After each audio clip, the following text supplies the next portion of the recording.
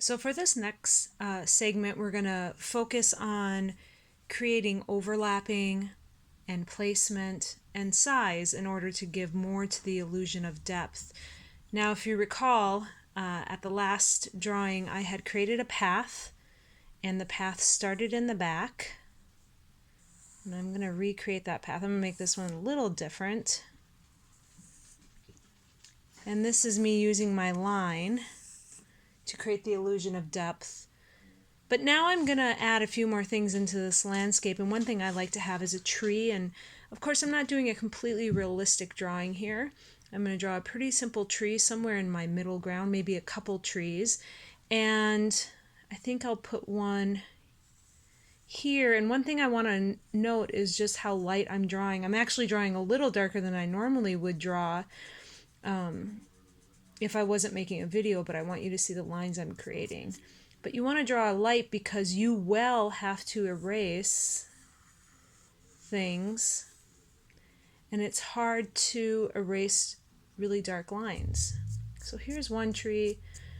I could create another tree if I wanted to. I'm going to make this tree a little bit further back. So I'll put the trunk, the base of the trunk will start up higher. Okay. And then I will have the tree come. And the tree doesn't necessarily have to go up higher on the top. It's all about placement on the bottom where it begins. If it begins a little higher on the paper, it's going to look further back. I definitely cannot have the mountains running through my trees because you cannot see through trees that way. So I have just done some overlapping and placement in order to create the illusion of depth. The placement is where I put these trees on the paper, and the overlapping has happened here where I had to erase lines. I don't like how my bottom of the trees look open, so I'm just going to create some marks here to represent just maybe some grass and ground. Okay, and if you wanted to, you could also put a person in here. You could put a bridge in here.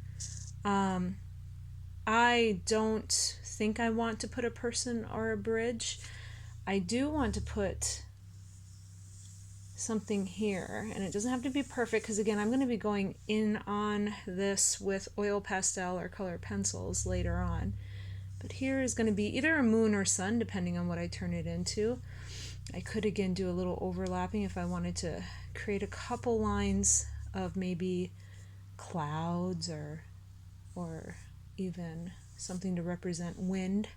I am not going to mark this up too much. Again, that's all going to happen with color. So this is an example of how you can do size, placement, and overlapping in order to start to create depth. If you want to add more to your landscapes, you should.